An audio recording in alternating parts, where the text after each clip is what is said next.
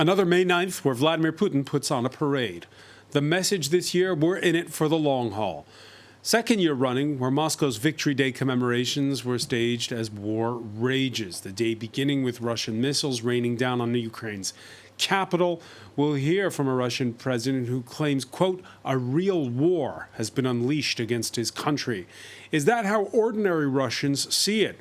As sanctions bite and the body count rises, will enthusiasm wax or wane? Victory Day to celebrate the defeat of Nazi Germany in Moscow, in contrast to Europe Day, celebrated by the EU Commission president. She traveled to Kyiv as the European Parliament fast-tracks the joint procurement of ammunition for Ukraine. Is the West going fast enough for the much-vaunted spring counteroffensive planned by Volodymyr Zelensky? Are Ukraine's allies in it for the long haul? Putin's calculation is that he can outlast the adversary, just like the Soviets did. After all, 2024 will be an election year in the United States. And if you check the latest polls, who knows what will happen? Today in the France 24 debate, we're looking at a Vladimir Putin on parade, and joining us is sociologist Alexander Bickboff, Associate Fellow at Paris's School of Higher Learning and Social Sciences, EHESS. Thank you for being with us. Thank you.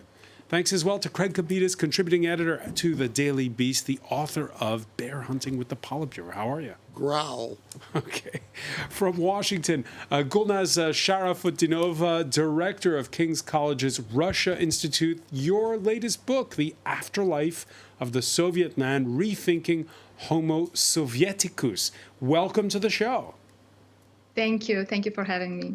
Hello, everyone. From Odessa on the Black Sea in Ukraine, Hannah Shelest, Director of Security Programs at the Ukraine Prism think tank. Welcome back, Hannah. Thanks for joining us. You're far from the front line, but as we can see from images that have come in, it's been a rough couple of days where you are with Monday's strike on a food warehouse in Odessa. How are things? That was not a food warehouse. That was the biggest storage of the Red Cross. So you can imagine the symbolism of this Russian attack just before the 9th of May. But nothing surprised. That is just in the logic of the last month's attacks across the country, unfortunately. But glad to be back with you here. All right. Well, the France, we'll have more on that later. The France 24 debate, where you can join the conversation on Facebook and Twitter.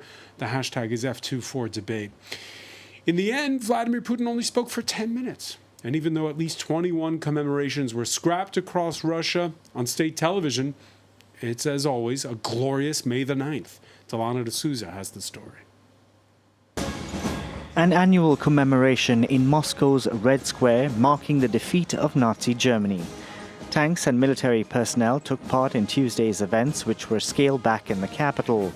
Parades in a number of cities across Russia were cancelled due to security concerns. The commemorations in Moscow, taking place 14 months after Russia's invasion of Ukraine, began. Today's civilization is once again at a decisive turning point. A real war has once again been unleashed against our homeland. Russian President Vladimir Putin once again used the occasion to justify the war in Ukraine. He accused the West of Russophobia and support for Nazism and terrorism. Around 530 Russian soldiers currently fighting in Ukraine took part in Tuesday's parade. President Putin addressed them directly and said they were fighting for the future of Russia. The security of the country rests on you today. The future of our statehood and our people depend on you. You're fulfilling your military duty with honor. You're fighting for Russia. The commemorations in Moscow included leaders from former Soviet republics. Tuesday's Victory Day parade took place amid heightened security and came days after the Kremlin said it foiled an alleged drone attack threatening the life of the president.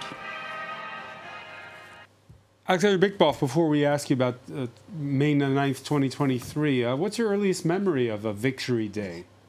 Well, it was quite evolving during my lifetime, first in Soviet Union and then in Russia. And mostly it was a kind of a ceremony which we also see today on the screens. But in many cases, it was a ceremony which was accompanied with a mostly traditional sense of popular festival. popular festivity. What we see today is a highly reduced number of populace, of people in the streets, for the security concerns. And this is one of the changes which also happens in France and in other societies. But I think that in today's political context, it's extremely important to see the distance at which the popular exaltation is put in the framework of this event.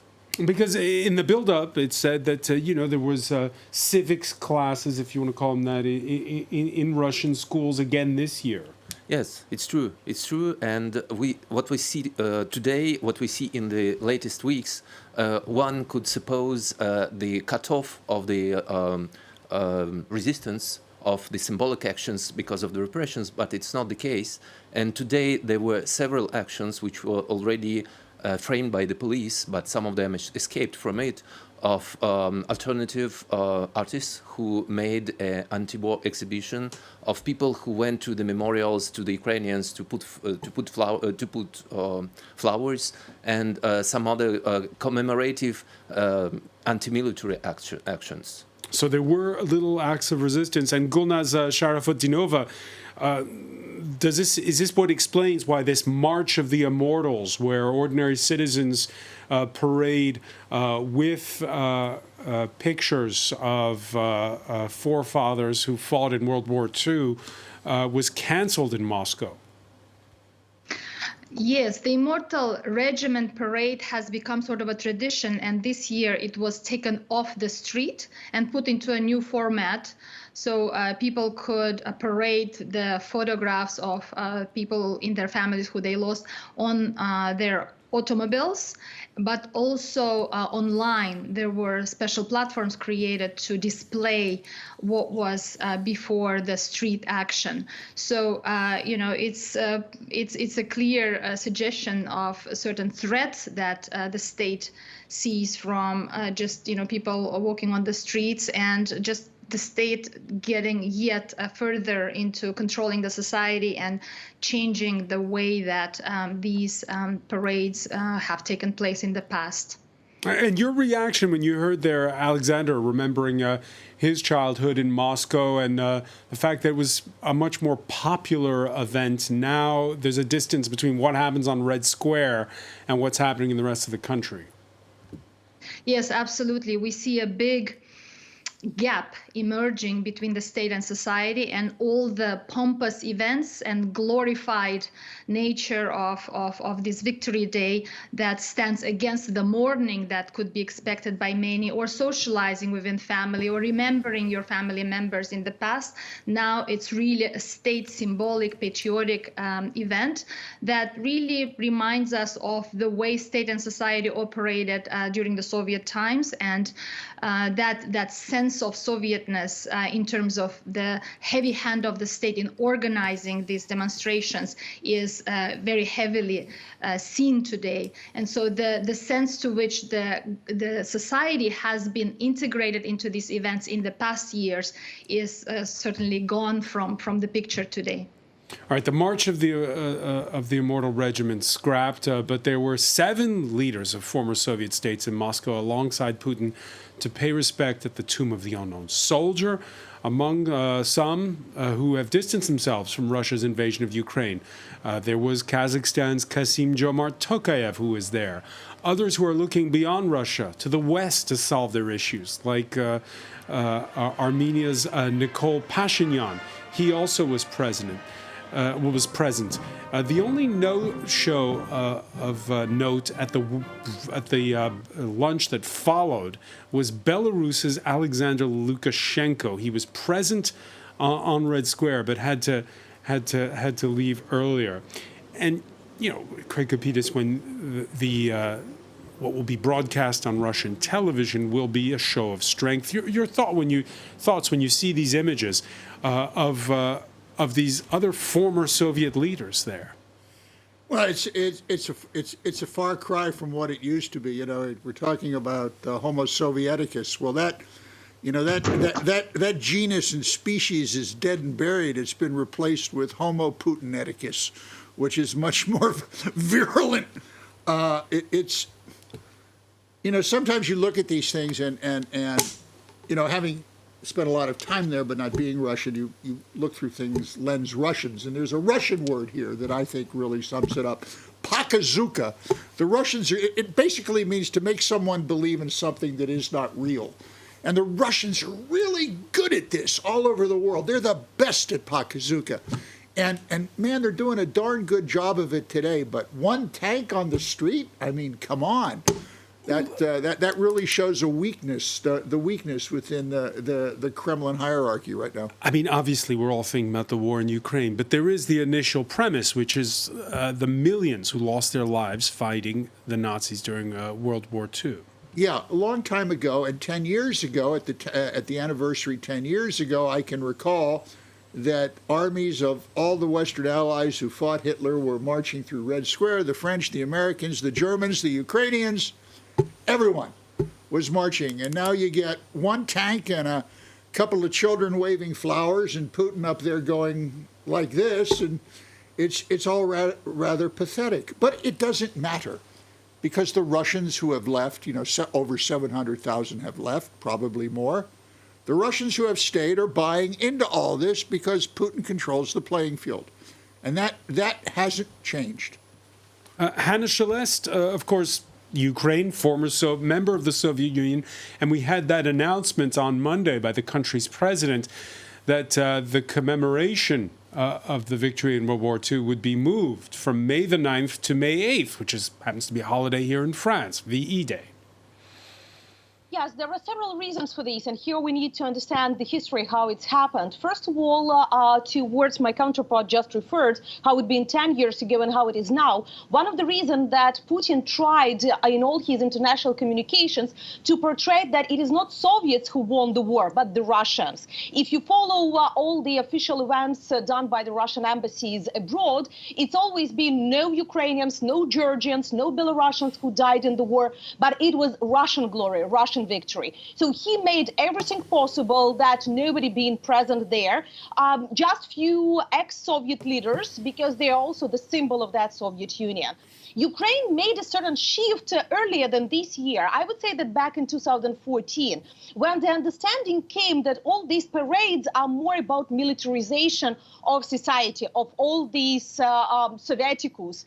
But we would like to respect and remember those who fall, our relatives, our grandparents. That's why if you see Ukrainian parades after 2014, it was much less military, if no military. Military was present at the Independence Day parade. But for the 9th of May, it was always more about veterans, about those who were still alive. And definitely this year, the next step was made in line with the Ukrainian-European integration, because these discussions have been in political circles, among the experts, among the journalists. Should Ukraine also made these extremely difficult step to be with Europe on the 8th of May and to be with Europe on the 9th of May as well? So, because this artificial division for the victory day between 8th and 9th, that was part of that Soviet legacy, of that additional element, cultural or historical, how you would like to name it, of that Iron Curtain, to be distinctive from the West, even in such important days as the victory day of the Second World War. And as Craig Kapitas was saying, gone are the days when there was a nod at these parades to all the allies who fought together in World War II. Vladimir Putin keeping mum about U.S. and British support to the Soviets during the Second World War. Instead, in his speech on Red Square, serving up lessons of his own about the past. The elite in the West, they keep talking of their exceptionalism. They are forcing their will on other nations, forcing their rules on others.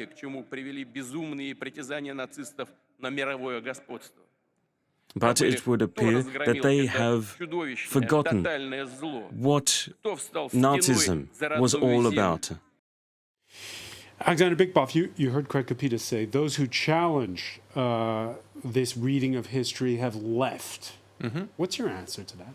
As I said at the beginning, they are not all left. And this is one of the most maybe important lessons of the character of the consensus, which hides beneath quite sensible focals of resistance. And we see now that when the parade was a kind of formal ceremony in the previous years, maybe yes, more militarized, more formalized, and finally governmentally operated in this framework, and less popular.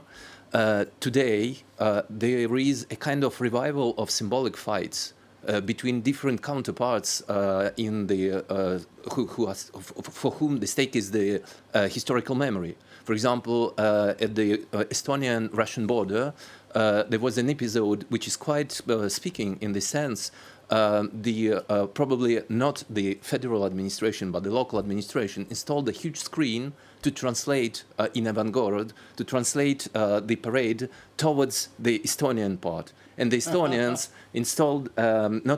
exposed at the tower a huge portrait of Putin as a war criminal. Yeah, so it's a kind of dialogue between different versions. We can show those images right now there. And at one point, even I think the border guards from the Russian side at the bridge said, can you take it down? And they said no.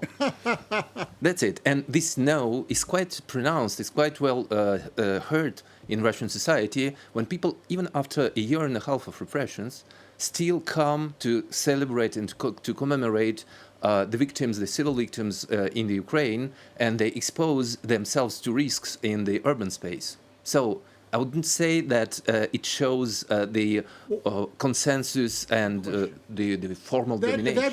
I take your point, and perhaps you're right. We're not there, we don't know, but it begs a question. If you're right, can we infer from that there is a maquis, a developing inside Russia, a resistance, an armed resistance that's going to go after him? Is in your opinion, observing this as an academic, is that a safe observation to make? I would say that it's very difficult to judge if there is an armed resistance because the police and special services still control quite tightly the circulation of arms. But what we may observe is a growing number of acts of sabotage. And they are mostly young people who participate, which were not affiliated to political parties or to militant groups. So I would say there is a movement. So let me ask you, Gulnaz Sharafutdinova, we've been picking up on this concept then of Homo Sovieticus. The French like to attribute it to the communist poet Louis Aragon. What did it mean then? What does it mean now? Well, in the book on Homo Sovieticus, I tried to show actually the Cold War origins of this concept by looking into the creators of it. And I didn't go into the French author. I brought in Soviet and Eastern European dissidents that left their communist countries, whether Bulgaria or with Georgy Markov or Alexander Zinoviev from the Soviet Union. But the very first book was, of course, on the totalitarian influence of the mind, was written by Czesław Miłosz, a Polish poet who wrote his Captive Mind in the early 50s. And my goal was to actually look at the historical and individual drivers and how they came together to make this concept to be very, very popular. But today, when we talk about Russia and Russian people today, I think it's very dangerous to label a whole nation as being somehow damaged by totalitarianism or by the Soviet communist experience. The book itself actually calls for a common humanity, and I think Alexander was going in that direction as well by suggesting that we don't see such consensus that that such mobilization, pro-war mobilization and enthusiasm in Russia today. What we see is a lot of anxiety, a lot of avoidance and denial of what's happening. And who are we to expect all Russians to be heroes today? There are some heroes, but most of the resistance of the weak cannot be noticed today.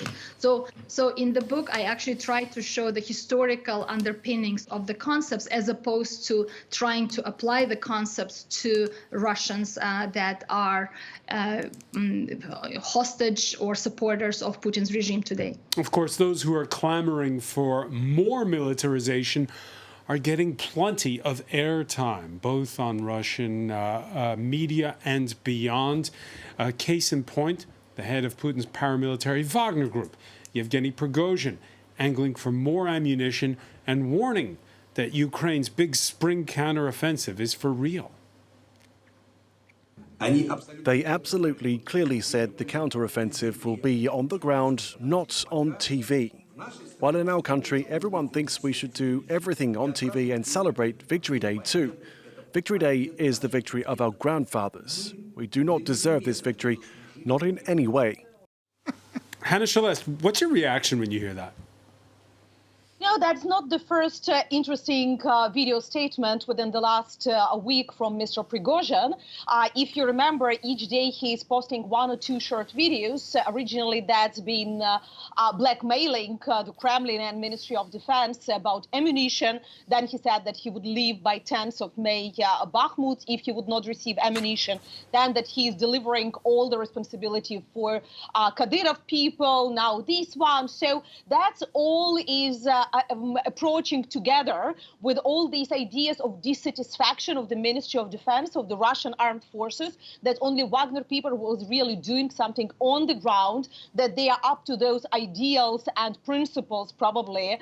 And today that was understandable because he made early in the morning the deadline for the MOD that he's waiting something like up to 11 o'clock in the morning to receive the decision about the ammunition. And this statement was after this quite disappointing and depressing from his side, because he needs to shift responsibility to somebody. He promised to Mr. Putin that only him and his forces would be able to get Bakhmut and surrounding areas by 9th of May. Putin needed this big victory for the 9th of May as the symbol. They didn't get it. The forces are still at the same places. So he needs to blame somebody, to make somebody guilty, not him. That's why we listen all these very crying type, as they called here, the tears type of videos.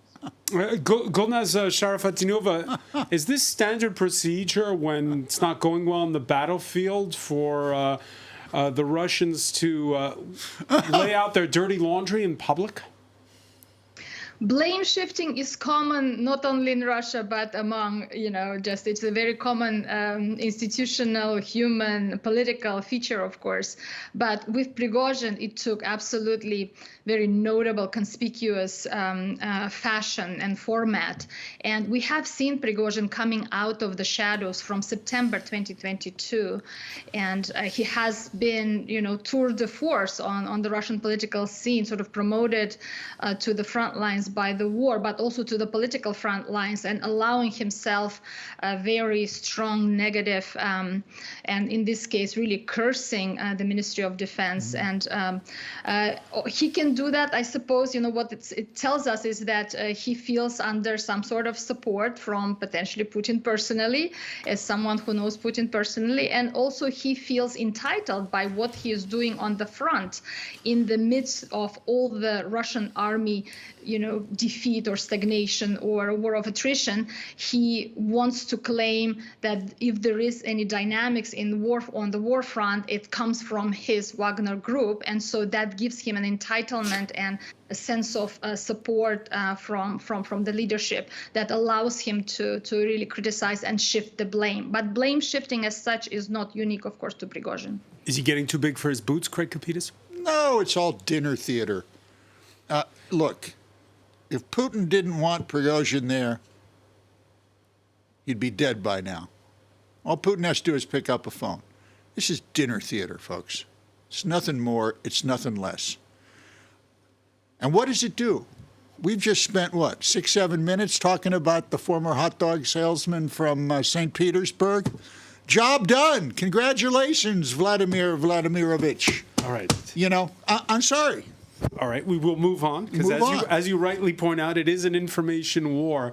Vladimir Putin in Moscow, while the European Commission president was in Kyiv, spelling out the next round of sanctions. And also Ursula von der Leyen speaking as the German Chancellor was in Strasbourg, urging the European Parliament to approve joint procurement of ammunition for Ukraine. Schließlich will niemand von uns. After all, none of us want to go back to the time when the law of the strongest ruled in Europe, when smaller countries had to submit to bigger ones, when freedom was a privilege of a few and not a fundamental right of all. Our European Union, united in its diversity, is the best insurance that this past will not return. Alexander Bigpov, your reaction to those words? Well, I presume that the Ukrainian side is not satisfied with this kind of declarations just because they expected more support of the military operation, of the counter-defense. And in this situation, I would say that the balance didn't move really much since a year. When the capital decision of the European leadership was taken to provide the Ukrainian army with arms and with technical support, but it is still very shy, I would say. And there are despite the Leopard tanks, despite the fact that this very Tuesday they're talking about fast tracking the joint procurement of all this ammunition. And I think that the technical or the material debate behind the scenes of the high rhetorics is more or less the same as it was a year ago. Hannah Celeste, is that true? I would disagree a little bit because we definitely have a significant shift for several times. First of all, when the decision finally was made about tanks, because that was extremely difficult to overcome the de facto veto from Germany and psychological stop from the German side to provide Ukraine with this type of the ammunition. So finally, we had this tank coalition and Germany became one of the leaders in promoting delivery of the weapons to Ukraine. The next big shift was this joint decision. You understand how much effort the Russian Federation is spending now to divide the European leaders, to make some of them doubt, should they provide more weapons or will it be escalation? You hear all these debates daily in the media in different European countries or among the politicians. The decision of the European Union not only to give money from the peace facility, but also to make the joint procurement, it is a significant step, first of all, for the European Union itself, because never ever such thing like this being done in the sphere of security, the sphere where the most difficult decisions usually made for the unity of the European Union member states. So that's why it is not a small step. Now, definitely, it is the big question about the delivery, because a lot of promises being made. Not all deliveries are made public. Some countries ask to be in the shadow. Because my next question to you, Hannah, was, is it enough for that spring counteroffensive? We don't know. Only the commander-in-chief, Mr. Zaluzhny, should know about this, let's be honest. And the less we know, maybe that is even better. That means that the Russian spies also don't have this information. But in general, I would say that the expectations about the counteroffensive are much higher than probably the reality will be. Because everybody was so much in euphoria after Ukrainian counteroffensive in Kharkiv region and in Kherson region in November that they're expecting the same media picture of taking village after village in the real time right now. The front line changed, the type of the military actions changed. So it doesn't mean that even if we receive this an amount that we need, let's say, it never can be too much of the ammunition, that the media picture of the counteroffensive will be the same. Craig Kapitas, you agree with that? That perhaps there's been a bit of... I don't agree with any of... I do not sign on to any of the premises laid out going into this block. The most significant thing to happen in the war over the past week happened in the United States, where a poll showed that Trump was going to beat Biden by 7 points. Putin is really happy about that. If he runs out of guns, Putin runs out of guns, he'll bomb the place with kitchen sinks. He doesn't care. This is a war of attrition. Leave the enemy nothing but their eyes for weeping. This is how the man operates. He's betting, he's gambling that Trump is going to come back. And when that happens, there's either going to be a peace treaty that's going to keep him with Eastern Ukraine and Crimea, or Trump's just going to get out of NATO. That's his gamble. This is Homo Putineticus. Now, Putin can keep this war going for as long as he wants. And let's face it, boys and girls, Ukraine is not getting sufficient weaponry to fight the Russians. Cut it any way you want to. And the Ukrainians have to be very polite about it. Understandable. But if you want to take out those front lines, the kind of weaponry you need, and I've spoken to the guys who are in the field doing this, the military experts, you need heavy artillery, you need a lot of ammo, you need A-10 Warthogs, you need air cover. The Ukrainians don't have this. Everyone says Leopard tanks. I hate that word. Tell me about 5 or 6 divisions of Leopard tanks and I'll listen. There's only a couple of them there. So again, the Pokazuka, the ability to make people believe in things that are not real, is also being used by NATO. Gulnaz Sharafutinova, you can see the White House where you're sitting maybe. The Pentagon marking this Victory Day with a fresh $1.2 billion security assistance package for Ukraine to provide more air defense, artillery. $1.2 billion. Still, there's that ABC News poll that Craig Kapitas was referring to. How good or bad a week has it been for the Ukrainians when you think about it? So, yes, over the past several days, actually, there are lots of discussions about Biden popularity and approval ratings going really down. And that could be used in politics to push for, more weapons and to create a scarecrow of what's coming in 2024 and how Putin might be betting on it. I'm a political scientist. I try to be a bit more open-minded and a bit more open in terms of what our projections for the future is. And I would bring attention to the fact that United States is a democratic country, and whoever comes to power, and we don't know, first of all, who will come to power. There is uncertainty with regards to those outcomes, right? That's how democracy is different from autocracy, that you have clear rules but uncertain outcomes. But notwithstanding who comes to power in 2024, in a democratic state, we do know that many, or actually majority of Americans support U.S. Support. But do you Ukraine. feel, sitting where you are, do you feel as though isolationism is growing in the U.S.? Isolationism as a policy track has grown under Trump, and Trump supporters still do support isolationist track. But interestingly, it doesn't necessarily apply to Ukraine. And here, that's where the Cold War images and juxtaposition of the United States to the Soviet Union, juxtaposition of the United States to Russia, and Putin playing on anti-US sentiments plays actually in favor of Ukrainians, because Americans could be isolationists, but at the same time, they could be supporting American support for Ukraine against Russia's war in Ukraine. So that's the hopeful sign. Hannah Shelest, are you reassured listening to Gulnaz? Partially, yes, because first of all, Mr. Trump is only one of the possible candidates, and we know the criminal cases against him. We're still 1.5 years before elections and 2 years before the new president would come to the office. That's quite a significant time, both for the changes of positions. For example, Mr. Scholz, we couldn't imagine 6 months ago what he would say now. So politicians change their positions after elections or during elections. The second is that we know that many people within the Republican Party has absolutely different position than Mr. Trump regarding Ukraine, and more or less Ukraine has the bipartisan position, even that the certain domestic issues definitely influence, and that is our daily job to persuade politicians, each politician in Congress, in Senate, about the changes that they need to make and provide weapons to Ukraine. And that's why Ukraine is doing as much as possible not to prolong this war up to the end of 2024. And you see already, I absolutely agree that Ukraine has not sufficient weapons.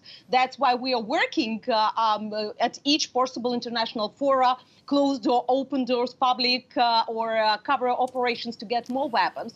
But at the same time, we see the difference. For example, the recent attacks from which you started this show against Ukraine, you see a significant change of the number of intercepted Russian missiles. The reason? Ukraine received what we've been asking for months in terms of air defense, the Patriot system that are changing, other types.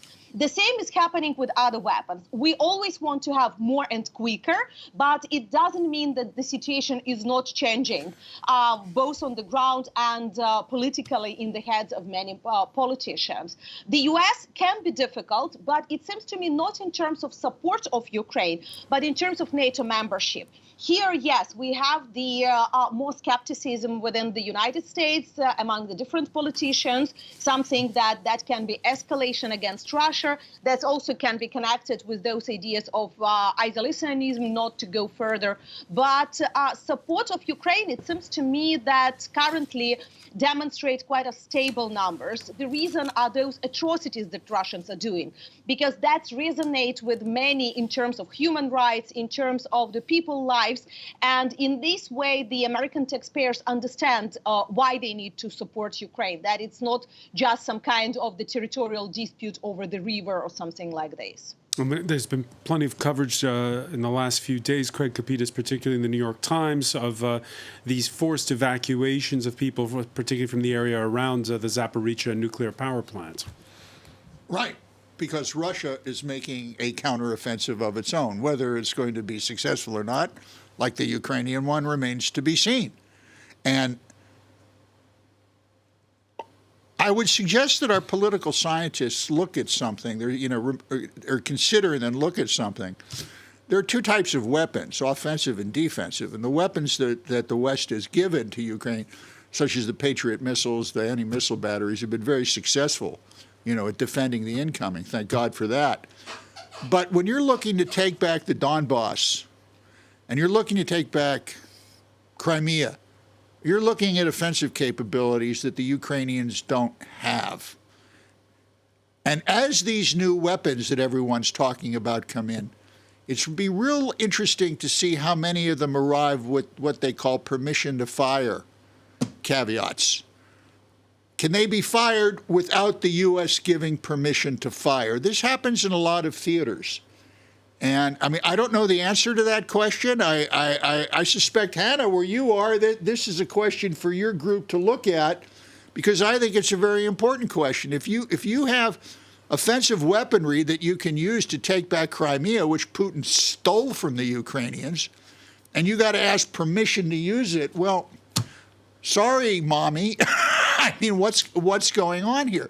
So the devil is unfortunately in the details. It always is. And don't let the fact that these defensive weapons that the West, principally the U.S., has given Ukraine to protect itself are the same as the offensive weaponry it needs to take back eastern Ukraine and Crimea. Two different kettles of fish. Hannah Shaless, briefly on this. Yes, very briefly, this discussion being started when we were receiving the first HIMARS. If you remember, that's been a lot of gossips about the condition from the White House that Ukraine should not use the HIMARS against the Russian Federation or Russian territory. That was the reason why we received only 40 kilometers range missiles for HIMARS, but not longer than 100 kilometers. However, the information that we have now, that the permission was given to target anything what is legally Ukrainian territory. So Crimea is recognized as Ukrainian territory, and there were statements from the White House that we can target anything there. And you saw how it was done with the ammunition depot in Yevpatoria, Gvardeyskaya, Saki, and many other places. What Americans are afraid, and what both them and Germans are trying to limit Ukraine, is to target anything at the territory of the Russian Federation. So let's say Rostov, Kursk, or Belgorod. And here the response from Ukraine, first of all, that we don't need only American equipment for this. Ukraine also produce something to target. The second, you can even throw the grenade and already reach the Russian territory. So that is a little bit of this, linguistic manipulation sometimes. What does it mean to target the Russian territory? What is the legitimate goal there or not? But when you speak about Donetsk, when you speak about Crimea, currently at least Ukraine received permission to target, because that is Ukrainian territory. And the last months demonstrate that we are doing it. All right, and we were talking about the Zaporizhia area. We don't know whether it's a pullout or a Russian offensive that's yet to start, but those alarming stories and videos emerging from around the area of, again, what is Europe's largest nuclear power plant under Russian control. There have been sudden evacuations. The school year abruptly cut short without explanation. What's particularly worrying is that it's Ukrainians who operate the Zaporizhia plant. If they're forced out or held hostage, what next? Among those expressing concern, the head of the UN's nuclear watchdog, Rafael Grossi, who put out a statement on Monday about this. Alexander Bikbov, when I was growing up, there was the fear, the sort of mutual fear of everywhere around the globe of a global thermonuclear war. It kind of faded. It was at first enhanced by Chernobyl and the nuclear accident that happened there in 1985. Then it kind of faded. Now, with what's going on around Zaporizhia, it's back. Are we back to the past, or because began the discussion talking about Victory Day? Are we back to the past, or is this something completely different? This is clearly something different, and I would say that turning back to one of the important topics of our discussion, there are two trends which are now making a kind of competition, which one of which is the new forms of cooperation, including in the context of the war, new alliances and new humanitarian and economic connections. But the other one is the isolationism, which is quite clearly pronounced not only in Russia, but also in other societies, both under the threat of the Russian military, but also economic power. I mean, specifically the ex-Soviet societies, but there are also some quite preoccupying trends which we observe without knowing what exactly is staying behind. For example, Turkey is now denying more and more permit of stay for the escaped Russians. Georgia is more and more often refusing the turning back of the escaped Russians to the territory. Germany is now considering, together with France, reconsidering the question of the status and the admission of the new escapees on the territory. So I would say that some of the humanitarian reasons are now backed off under the pressure of economic and political concerns. And this is something which is not directly influenced by the war, but the war contributes quite highly to some trends which were established previously in the previous decade. That's a real concern. I would say, and in this framework, the nuclear war is not the same threat as it was. And I would say that in Russian society, it's a minor threat. I mean, it's perceived as a minor threat. It's more the preoccupation of the European societies, and it's one of the factors which may contribute to the isolationism. I tell you, Alexander, fascinating discussion tonight, but what I'm going home with is, you know this, you know the beat, you know what's going on there. You're the first person I've talked to who said anything about the possibility of a Maquis developing inside Russia. If that's true, that's damn significant. Gulnaz Sharafutinova, quick final words. The fears expressed in the West over what's going on in this war versus the fears that are being expressed by those who are speaking to you from Russia?